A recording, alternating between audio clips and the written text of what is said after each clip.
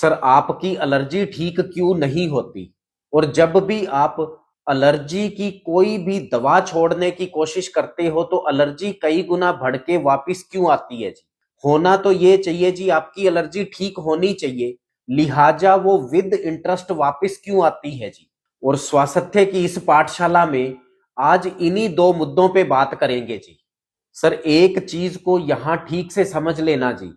Sir आपकी कोई भी बीमारी तब तक बड़ी है जी जब तक हमें उस बीमारी की नॉलेज नहीं होती जी। आप अपनी बीमारी की कंप्लीट नॉलेज ले लो जी, फिर आप अपनी बीमारी को खुद ठीक कर सकते हैं जी।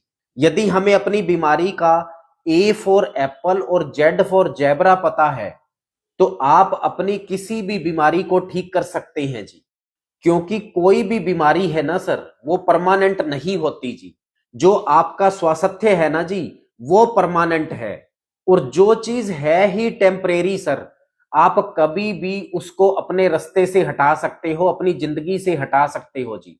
बीमारी जो है वो परमानेंट नहीं है जी, बीमारी टेम्परेरी है। अब जो अंधेरा है ना जी, अंधेरा कभी भी परमानेंट नहीं होता सर। अंधेरा टेम्परेरी है। आपको सिर्फ एक मोमबत्ती जलानी है जी।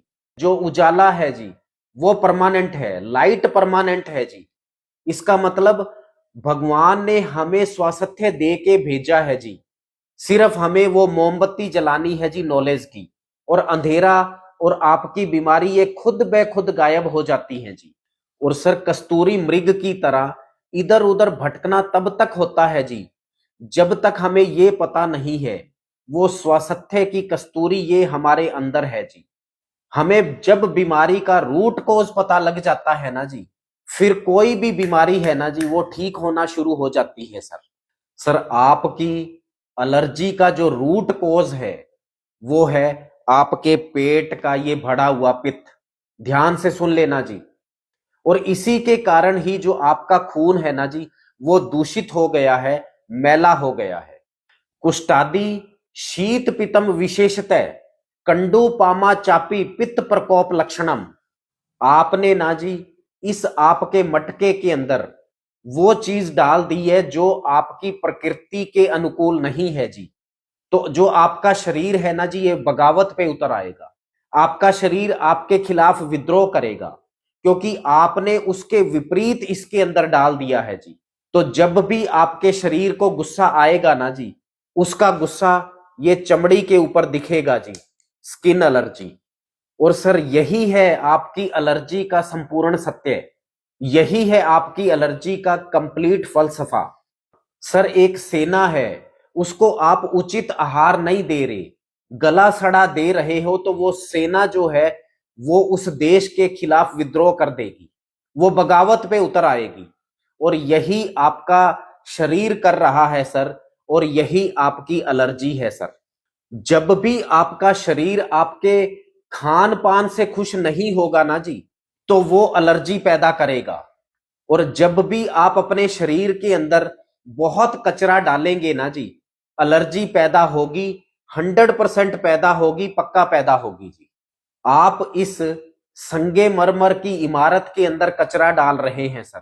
आपके संगे मरमर को फफूंद लग गई है जी, अंदर सड़ांध पैदा हो गई है जी।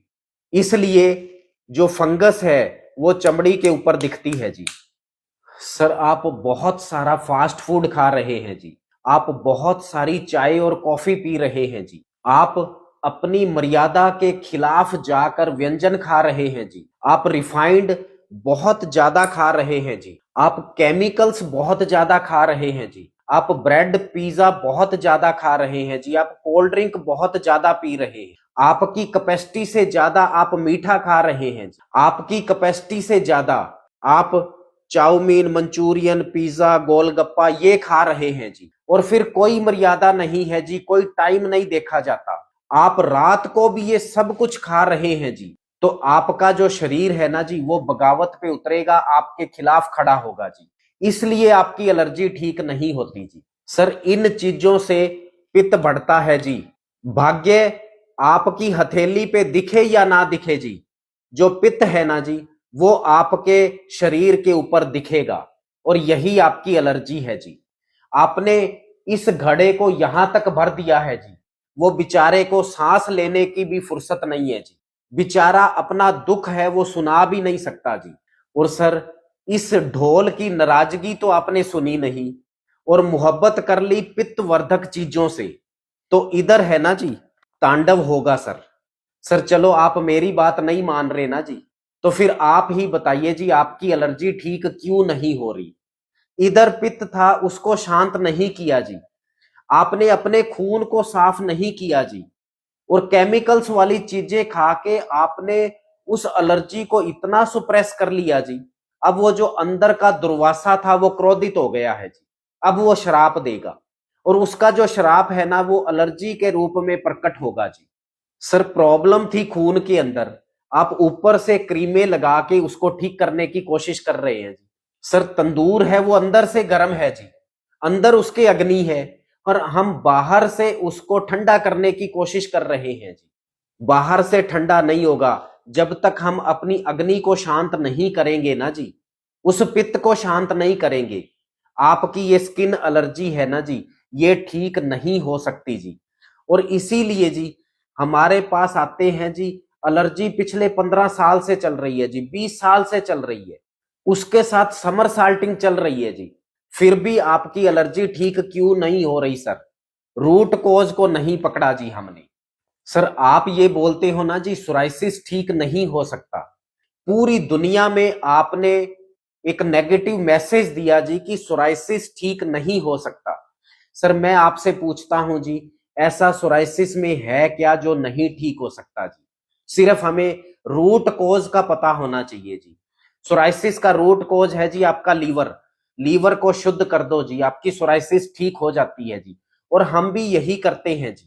प्रॉब्लम बिल्कुल साधारण थी जी, प्रॉब्लम सिर्फ इतनी सी थी कि ये लीवर प्रॉब्लम है, दिखती है आपकी चमड़ी के ऊपर, और सोराइसिस आपकी सर इस अंदाज से ठीक होती है जी, वो कभी वापिस नहीं आती जी। नहीं मान रहे ना जी, तो आयुर्वेद की शरण में आ जाओ, प्रत्यक्ष को बार बार प्रमाणित करने की जरूरत नहीं है जी।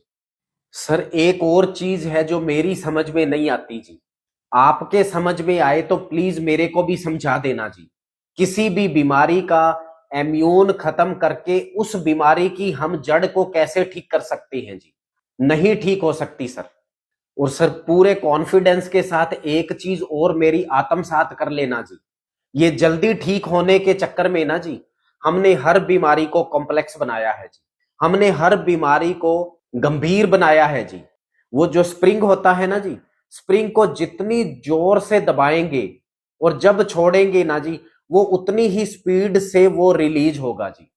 और हम अपने शरीर के साथ यही कर रहे हैं जी, हम रूट कॉज पे कभी नहीं जाते, उसकी जड़ को कभी नहीं पकड़ते जी।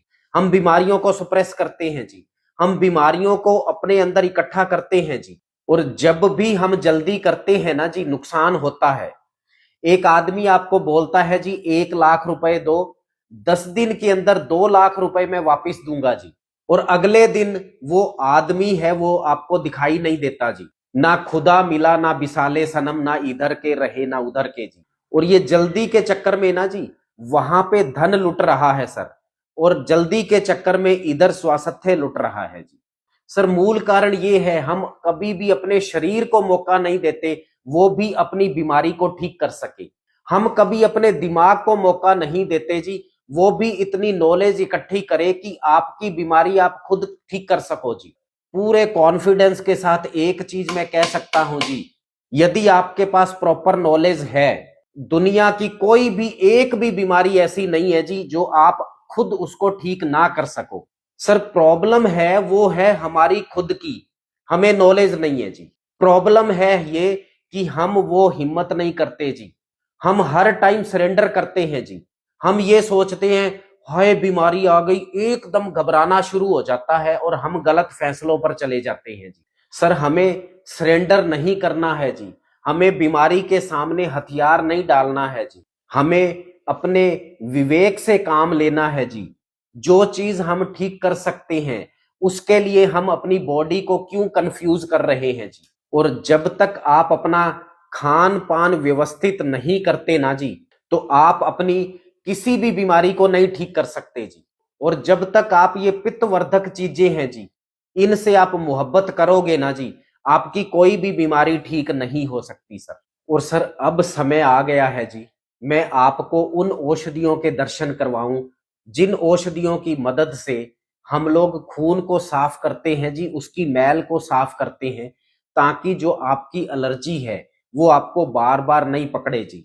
और एक है जी ये रक्त शोधक कवाथ, और दूसरा है जी रक्त शोधक चूर्ण।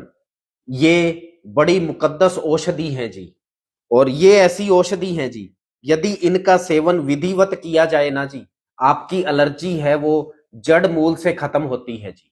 और चलते चलते एक आखिरी बात भी सुन लेना जी, नहीं तो अष्टावक्र की ये गीता अधूरी रह जाएगी सर। सर जब तक किसी भी बीमारी को आप शरीर के अंदर से नहीं निकालेंगे ना जी, बीमारी खत्म नहीं होगी। हम बीमारियों को सुप्रेस करते हैं जी, हम बीमारियों को अपने अंदर इकट्ठा करते हैं जी, और जब भी किसी बीमारी को बैंक में रखा जाएगा ना जी, तो ब्याज तो साथ आएगा जी। और इसी फर्क को हमने समझना है जी। आयुर्वेद आपकी बीमारी का संग्रह नहीं करता जी, वो अंदर इकट्ठा नहीं करता है, वो आपकी बीमारी का पाचन करता है जी, आपकी बीमारी को शरीर में से निकालता है। इसलिए समय लगता है जी, क्योंकि आयुर्वेद डिपॉजिट नहीं करता जी, विड्रॉल है, कंप्लीट विड्रॉल। जैसे एक माँ अपने छोटे बच्चे के लिए करती है जी, जो कुछ भी करेगी उसकी स्माइल के लिए करेगी जी, उसका अपना व्यक्तिगत स्वार्थ नहीं होता जी। और सर पहले होती थी गुरु दक्षिणा, और अब है जी दोस्त दक्षिणा। और अब ये स्वास्थ्य की जो पाठशाला है ना जी, उसकी समाप्ति करते हैं। दोस्त दक्षिणा में सर आप मुझे क्या दे रहे हैं जी? सर आपका शरीर और आपका स्वास्थ्य बहुत अनमोल है जी, इससे मोहब्बत करना सीख लो सर, इससे प्यार करना सीख लो जी, फिर कभी भी अंदर तांडव नहीं होगा सर। और यही मेरी दोस्त दक्षिणा है जी। चलो बहुत बहुत शुक्रिया सर, बहुत बहुत शुक्रिया। Thank you so much, thank you so much.